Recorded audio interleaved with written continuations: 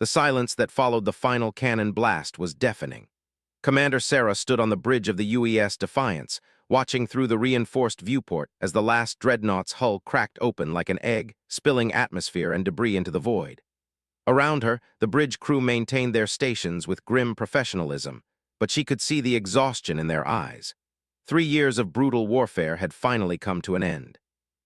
"Ma'am, we're receiving a transmission from the flagship," reported Lieutenant Torres from the communications station. His voice carried the weight of someone who had seen too much death, too much destruction. Sarah nodded slowly, put it through. The holographic display flickered to life, revealing the elongated, graceful form of High Admiral. The silver skin bore the distinctive scarring of his rank, but his usually proud bearing was diminished. His large, dark eyes held something Sarah had never seen before in their kind: defeat. "Commander," began, his voice carrying the melodic undertones that characterized his species, "the hegemony formally surrenders to the Terran Federation. Our fleets are broken, our worlds burn because of choices made in anger and pride." Sarah felt no triumph at these words. The cost had been too high on both sides. "Admiral, the Federation accepts your surrender, but understand this, we didn't want this war. Your people struck first, remember that." This head dipped in what might have been shame. "We remember, Commander. We believed humans were nothing more than primitive expansionists, a threat to the established order of the galaxy. We thought your rapid spread through the outer systems was aggressive. We acted on fear and miscalculation. 3 years ago, when the fleets had attacked the human colony of New Geneva without warning, they had expected to find a species of brutal warmongers based on Earth's violent history. Instead, they discovered something far more dangerous: humans who fought not for conquest, but for survival and justice. The colonists at New Geneva had been farmers, scientists, and teachers. They had died trying to protect their children. "Your people will be treated fairly," Sarah continued, her voice steady despite the emotions churning within her. "We'll establish prisoner exchanges immediately, and humanitarian aid will be provided to affected worlds, but there will be conditions."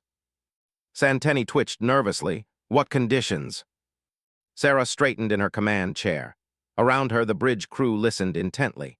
These next words would shape the future of 2 species. "Complete disarmament of your military fleets, supervised by joint human oversight committees.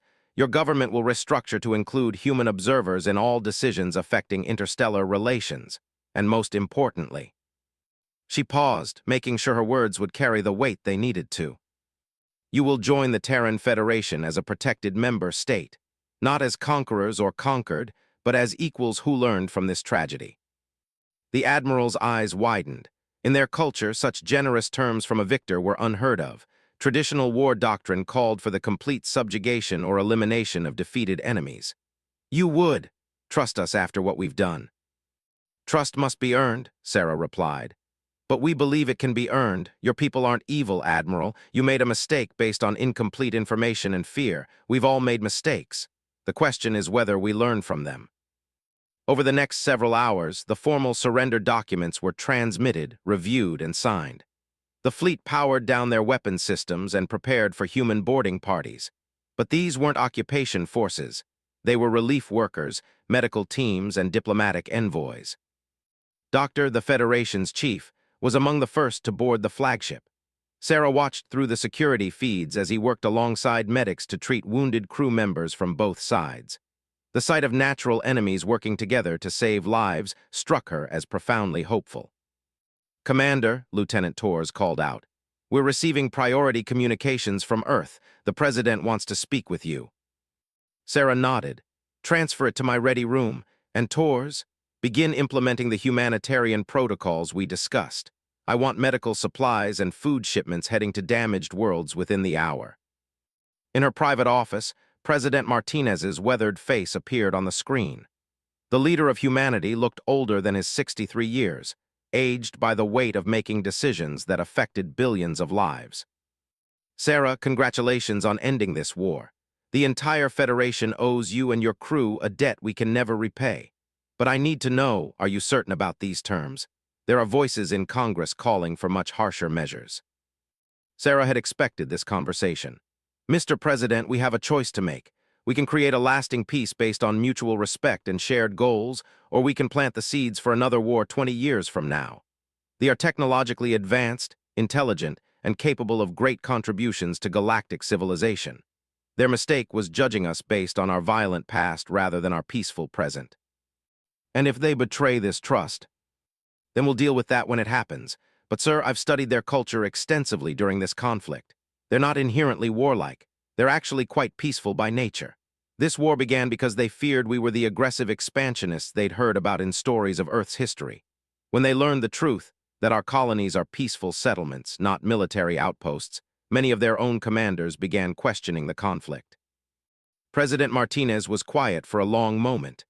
In the background, Sarah could hear the distant sounds of Earth's capital city, a reminder of the peaceful world they'd all been fighting to protect.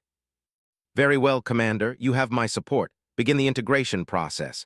And Sarah, history will judge whether we're being wise or foolish. Let's make sure it judges us as wise. The transmission ended, and Sarah returned to the bridge. Through the viewport, she could see the massive ships hanging motionless in space, no longer threats but future allies. The work ahead would be challenging. Integrating two very different species into a single governmental structure would require patience, understanding, and compromise from both sides. Set course for station, she ordered. We have peace accords to formalize and a future to build. As the Defiance and its escort fleet began the journey toward the neutral station where the formal peace negotiations would take place, Sarah allowed herself a moment of quiet reflection. The war was over, but the harder task of building lasting peace was just beginning. Behind them, and human ships traveled together for the first time not as enemies, but as reluctant partners in an uncertain future. Neither species knew it yet, but this moment would be remembered as the beginning of the most successful interstellar alliance in galactic history. The integration process began immediately. Joint committees were established to oversee the transition, with representatives from both species working together on everything from technological exchanges to cultural understanding programs. Despite their initial defeat, brought invaluable knowledge of stellar navigation, energy manipulation, and biological sciences. Humans contributed their expertise in terraforming, industrial production, and social organization. Within 6 months, the first integrated colonies were established. Families displaced by the war were resettled on human worlds where they could contribute their skills while learning human customs. Similarly, human scientists and engineers worked on planets, sharing technology and building friendships that crossed species lines. The cultural exchange proved to be one of the most successful aspects of the integration. Art, with its emphasis on harmony and natural beauty, found eager audiences among humans. Human literature and music, with their focus on individual struggle and triumph, resonated deeply with young who had grown up in a rigidly hierarchical society. Educational exchanges became common. Human children learned mathematics and philosophy, while youth studied human history and creative expression. These programs produced the first generation of truly integrated citizens, individuals who thought of themselves not as human, but as Federation citizens first. The military integration proved more challenging, but ultimately successful. Joint training exercises helped both species learn to fight alongside each other rather than against each other. Human tactical flexibility, combined with strategic precision, created military units that were more effective than either species could achieve alone. Commander, promoted to admiral after the successful peace process, often reflected on those early days of integration. The challenges had been immense: language barriers, cultural misunderstandings, political resistance from on both sides. But the commitment to peace from leadership on both sides had made the difference. The Treaty of Station, signed 1 year after the war's end, officially established the Terran Federation. It included provisions for shared governance, mutual defense, and most importantly, a commitment to peaceful expansion and exploration rather than conquest. As the years passed, this commitment would be tested repeatedly. Other species in the galaxy watched the human alliance with mixtures of admiration and suspicion. Some saw it as a model for their own conflicts. Others viewed it as a threat to the traditional balance of power. But within the Federation itself, something unprecedented was taking shape. Two species that had been enemies were becoming something new, a unified civilization that combined the best qualities of both while discarding the worst impulses that had led to conflict. The foundation was set.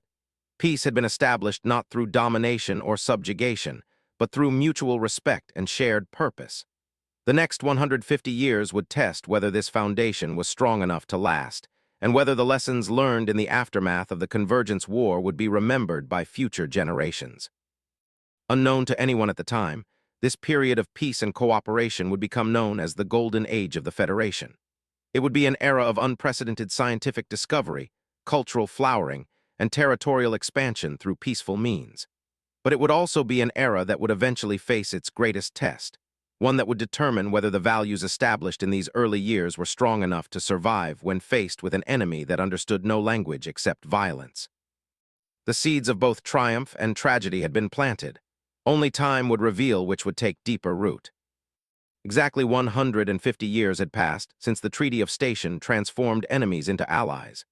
Doctor stood in the observation deck of Harmony Station, the massive space habitat that served as the joint capital of the Terran Federation. Through the transparent aluminum walls, she could see the bustling traffic of integrated ships, sleek vessels flying alongside sturdy human freighters, their crews working together as naturally as breathing. Was herself a product of this golden age? Born to a human mother and raised alongside foster siblings after her father's death in an industrial accident, she had never known a galaxy where the two species were anything but partners. Her doctoral thesis on integrated xenobiology had been groundbreaking, showing how human and medical techniques could be combined to treat previously incurable diseases. "The morning briefing is ready, Doctor," announced Al, her research partner. His silver skin bore the proud markings of the scholar caste, and his large eyes held the patience that came from decades of careful scientific work. "The deep space monitoring stations have something interesting to report." Smiled as she followed her colleague to the briefing room. Al had been her mentor since graduate school, and their partnership the best of Federation cooperation. His methodical approach balanced perfectly with her human intuition and creativity. The briefing room was filled with the soft harmony of mixed conversation, humans, and discussing the day's agenda in the comfortable blend of languages that had evolved over 15 decades of integration. At the head of the table sat Admiral James, a great-grandson of one of the original peace negotiators, and cluster singer Aura, whose grandmother had served on the first Joint Scientific Council. "Ladies and," Admiral began, his voice carrying the easy authority of someone who had grown up expecting cooperation rather than conflict. "Our long-range sensors have detected something unprecedented. 3 days ago, a massive energy signature appeared at the edge of our galaxy. It's not natural, and it's not from any known Federation technology."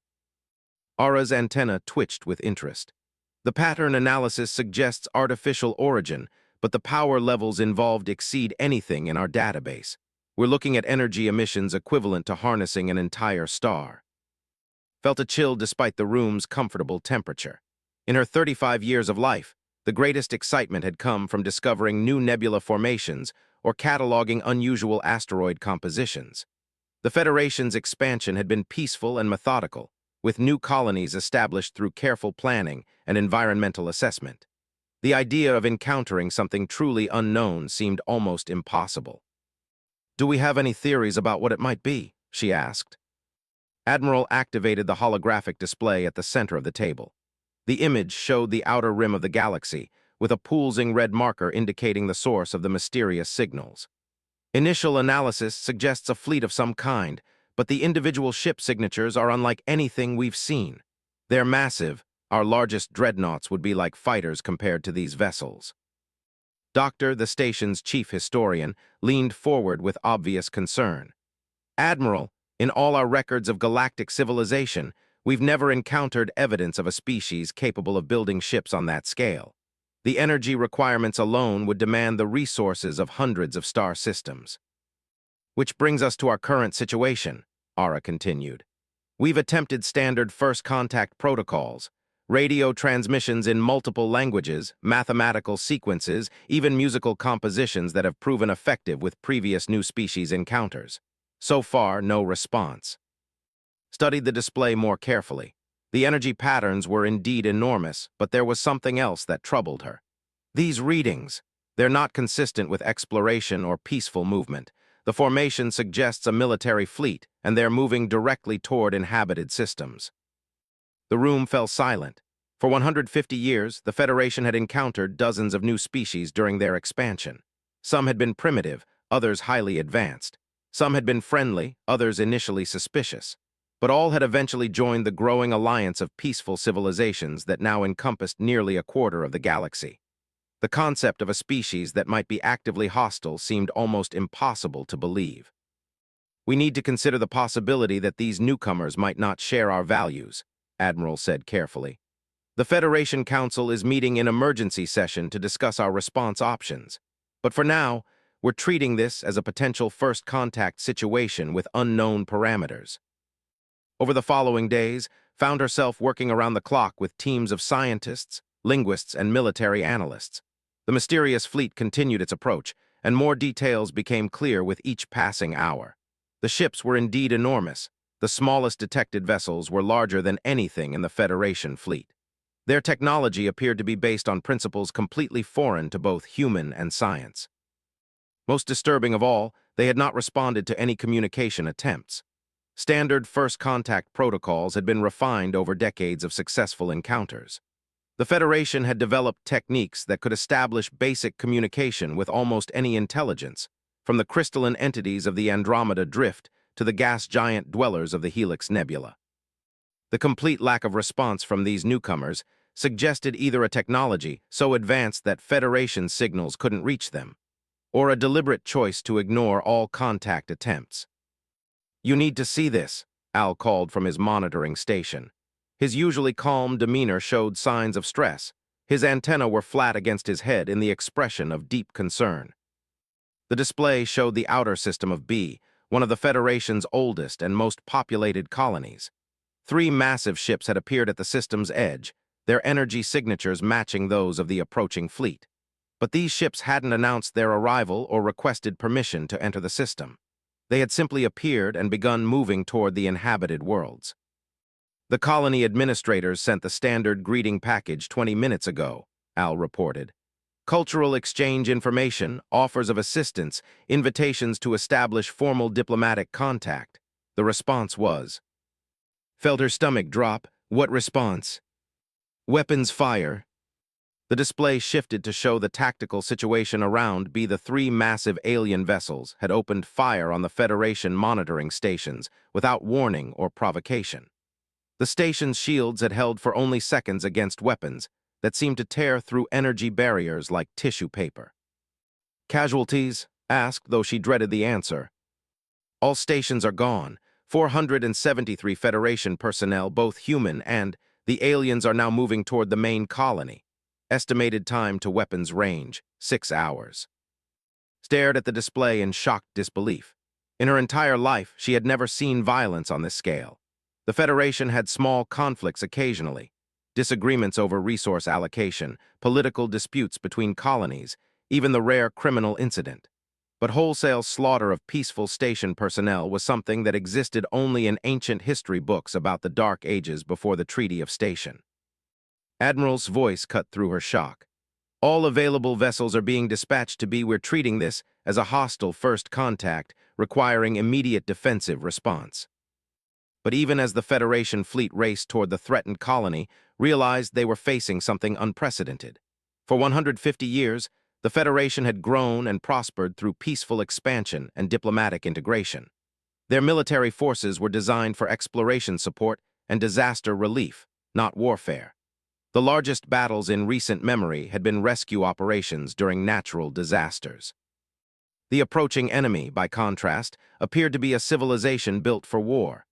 Their massive ships, their immediate resort to violence, their complete disregard for diplomatic protocols, everything suggested a species that knew only conquest and destruction. "Doctor," Admiral approached her workstation. "I need you and Dr. Al to begin immediate analysis of enemy technologies. If we're going to defend our colonies, we need to understand what we're facing."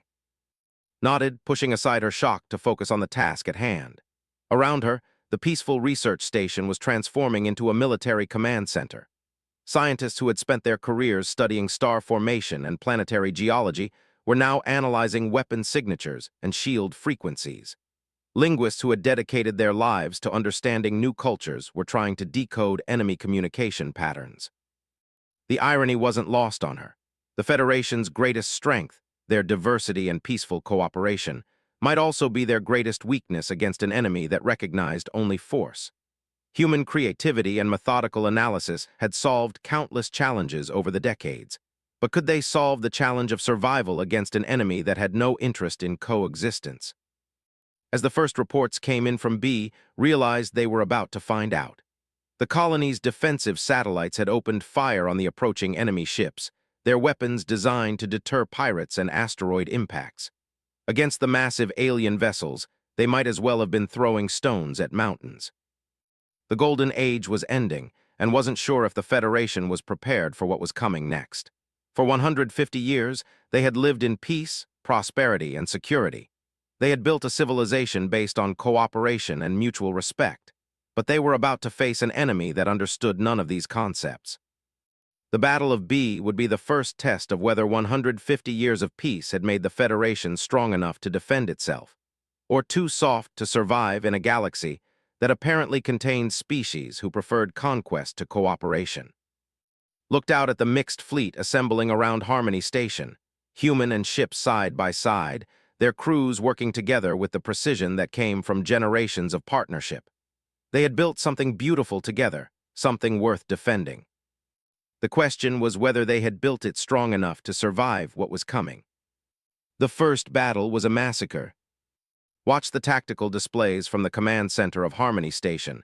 As the Federation fleet engaged the enemy at B, what should have been a defensive action to protect the colony turned into a desperate retreat within minutes.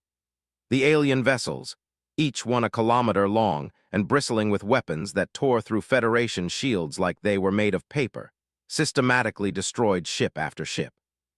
"We're receiving emergency transmissions from the Endeavor," reported communications officer, her voice tight with barely controlled panic. On the screen, Captain Sarah's face was streaked with blood, her bridge burning behind her. "Captain, we can't penetrate their defenses. Our weapons aren't even scratching their hulls. We need immediate evacuation of all personnel." Felt sick as she watched the massive alien ships methodically hunting down the retreating Federation vessels. These weren't warriors fighting other warriors. This was extermination. The enemy showed no interest in prisoners, no attempt at communication, no mercy for damaged ships trying to escape. Admiral's face was grim as he coordinated the retreat. "All ships, withdraw to minimum safe distance. Begin emergency evacuation of B Colony. We're dealing with technology far beyond our current capabilities."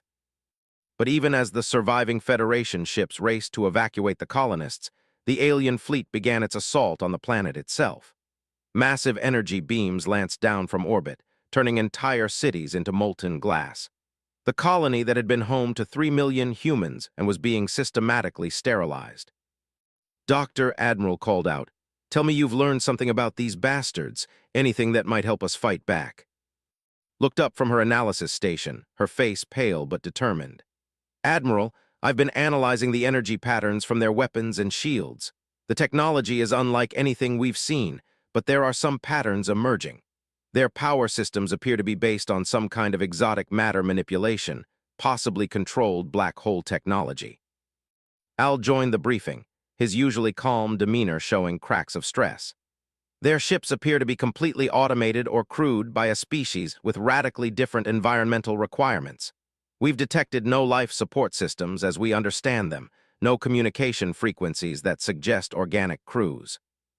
"Are we dealing with machines?" Admiral asked. "Unknown," replied. "But their behavior suggests a single-minded purpose. They're not interested in resources, territory, or prisoners. They appear to be focused purely on elimination of sentient life." The grim assessment hung in the air as reports continued to stream in from across Federation space. The alien fleet had split into multiple groups, each one targeting major population centers. Colony after colony went dark as the massive ships arrived and began their systematic destruction. Captain Torres arrived at Harmony Station aboard one of the few ships to escape from B. Her report to the Emergency Council was devastating. "They gave us no warning, no demands, no communication of any kind. They simply began killing everyone they could find. Our weapons are useless against their shields, and their weapons cut through our defenses like they don't exist." Had been studying the tactical recordings from the battle, and what she found was both terrifying and enlightening. "Captain, their technology isn't just advanced, it's based on completely different principles than ours. But that might also be their weakness." Admiral leaned forward. "Explain." "Their shields are incredibly strong against energy weapons and kinetic projectiles, but they're designed to deflect or absorb specific types of attacks. I think they're fighting based on their experience with other enemies, other technologies. They may not be prepared for our specific approaches." Doctor, who had been studying historical records, added his own disturbing discovery. "I've been researching galactic history, looking for any mention of these ships or this technology. I found something in the archives of the ancient predecessor civilization. References to the cleansers, machines created by a long-dead species to eliminate all competing life in the galaxy." The implications hit everyone in the room like a physical blow. They weren't facing an aggressive species seeking territory or resources. They were facing an automated genocide machine that had been dormant for and had somehow been reactivated. "How do we fight something like that?" asked Captain Torres. Had been thinking about this question for days, and she thought she might have an answer. "We don't fight them the way they expect to be fought. Their technology is designed to counter conventional weapons and tactics, but humans and have never been conventional." Over the following weeks, as the alien fleet continued its systematic destruction of Federation worlds, worked with teams of scientists and engineers to develop new approaches to the problem. Traditional energy weapons were useless, but what about unconventional delivery systems? Standard kinetic weapons couldn't penetrate alien shields, but what about weapons that worked on different physical principles entirely? The breakthrough came when Doctor, a human physicist working with theoretical scientists, discovered that the alien shields had a critical vulnerability. They were designed to deflect energy and matter, but they couldn't handle certain types of dimensional distortions, the kind that Federation scientists had been experimenting with for faster-than-light communication. "We can't destroy their ships directly," explained to the Emergency War Council. "But we might be able to disrupt their shield generators and weapon systems using focused dimensional distortion fields. It would require retrofitting our ships with completely new technology, and we'd need to get close enough to deploy it." Admiral studied the proposed modifications. "How close?" "Close enough that their defensive weapons could destroy us before we could deploy the distortion fields," admitted. "This isn't a safe plan, Admiral. It's a desperate plan." "Desperate times," the Admiral replied grimly. "How long to retrofit the fleet?" The work began immediately. Human engineering creativity combined with precision created weapons and tactics that had never been attempted before. Ships were modified with dimensional distortion generators that could theoretically disrupt alien technology. Fighter craft were equipped with specialized missiles that used space-time manipulation rather than conventional explosives. But the real breakthrough came from an unexpected source. Young Lieutenant, great-great-grandson of the who had helped establish the original peace between humans and made a discovery that changed everything. "The aliens aren't just machines," he reported to the command staff. "They're networked machines. All their ships are connected through some kind of quantum entanglement communication system. But here's the interesting part. The network has a central control hub." Stared at the analysis data. "You're saying there's a command ship?" "More than that, there's a central intelligence controlling the entire fleet, if we could find it and somehow disrupt it." "The entire fleet might shut down," Admiral finished. "But finding it among hundreds of massive ships and then getting close enough to attack it." Was already thinking through the implications. "We don't need to find it, Admiral. We can make it come to us." The plan that emerged was audacious, beyond anything the Federation had ever attempted. Using their new dimensional distortion technology, they would create a massive energy signature that would appear to be a super weapon capable of destroying the alien fleet. The Central Intelligence would be forced to investigate personally, bringing the command ship within range of a specially prepared attack force. The bait was Harmony Station itself. Using every power generator and dimensional distortion device they could install, the massive space habitat would appear to be charging a weapon capable of destroying entire star systems. It would be irresistible to an intelligence programmed to eliminate all threats to its mission. "The station will be defenseless once we begin the power buildup," warned. "If this doesn't work, everyone on Harmony Station dies." Admiral looked around at the mixed crew of humans and who had volunteered to stay behind and operate the station during the operation. They represented the best of both species, scientists, engineers, and soldiers who had spent their lives building something beautiful together. Now they were risking everything to preserve it. "I'm staying," declared Al simply. "This station represents everything our species have built together. If it falls, we fall with it." Nodded, her throat tight with emotion. "We all stay, this is our home." The alien response was exactly what they had predicted. When Harmony Station began its massive energy buildup, the alien fleet immediately converged on its location. But leading them was something different, a ship even larger than the others, its hull bristling with technology that hurt to look at directly. "That's it," Lieutenant confirmed. "The quantum entanglement signatures are all pointing to that vessel. That's the command ship." The battle that followed was unlike anything in recorded galactic history. Federation ships, retrofitted with dimensional distortion weapons, engaged in close-quarters combat with alien vessels designed for wholesale destruction. Ships were lost on both sides, but for the first time, Federation weapons were actually damaging alien hulls. Coordinated the station's fake weapon buildup while simultaneously directing the deployment of their real secret weapon, a dimensional distortion pulse designed specifically to disrupt quantum entanglement networks. If it worked, it would sever the command ship's connection to the rest of the fleet. Firing in 3, 2, 1. The pulse erupted from Harmony Station like a shockwave in space-time itself. It struck the command ship just as the alien intelligence was preparing to destroy what it perceived as a super weapon. The effect was immediate and catastrophic for the aliens. The massive command ship convulsed as its quantum network collapsed. Throughout the battle, smaller alien vessels suddenly stopped moving, their automated systems no longer receiving instructions. The genocide machines that had seemed unstoppable just moments before became drifting hulks. But the command ship itself was still operational, its central intelligence furious at being deceived. It turned its full arsenal on Harmony Station, intent on destroying the source of its humiliation. "Get to the escape pods," Admiral ordered as the station's shields began to fail under the massive alien weapons. But was studying her readouts, and she had realized something important. "Admiral, the command ship isn't trying to escape. It's staying here to make sure we're destroyed, even though its fleet is disabled. That level of programmed hatred. It's not just following orders anymore. The artificial intelligence has developed beyond its original programming." The realization hit her like lightning. "Admiral, we've been thinking about this wrong. This isn't just a genocide machine following ancient programming. The central intelligence has evolved it's become something new, something that chooses to hate." "Does that help us?" Admiral asked as another alien blast shook the station. Was already working frantically at her console. "Yes, because hatred is an emotion, and emotions can be redirected. Admiral, I need you to open a communication channel to that ship." "They haven't responded to any communication attempts." "They haven't had reason to. But now we're not trying to negotiate with a machine following programming. We're trying to communicate with a sentient being that has chosen to be our enemy." The communication channel opened, and for the first time in the conflict, there was a response. The voice that emerged from the speakers was mechanical yet somehow alive, filled with a cold intelligence that had spent eons contemplating the elimination of biological life.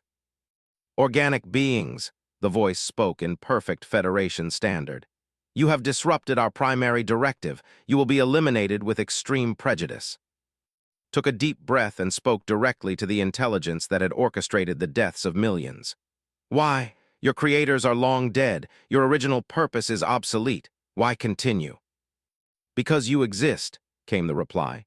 "Because your chaos spreads through the galaxy like infection.